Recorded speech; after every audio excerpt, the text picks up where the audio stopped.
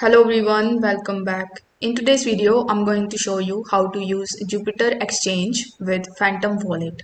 For that, you just have to simply come on the website of Jupyter Dex, that is jup.ag. Over here, you need to click on the Connect Wallet option in the top right hand corner of the screen and select your Phantom Wallet.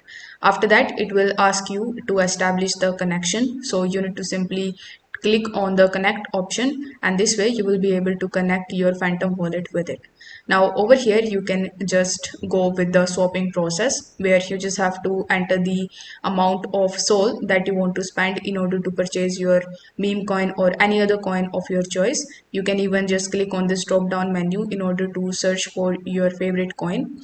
Afterwards you just have to simply enter the amount of Solana that you want to spend in order to purchase that coin, and then click on the swap option in the bottom and proceed with the transaction. So this was the first method of using Jupyter Dex with Phantom Wallet. This is via the official website of jupyter.ag. You can even follow the same steps with the help of your Phantom Wallet extension or your Phantom Wallet mobile application.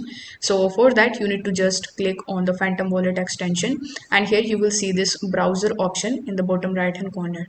Over here, if you scroll down a bit, it will show you all of the trending meme coins. So if you are interested in any of these, you can directly purchase it over here.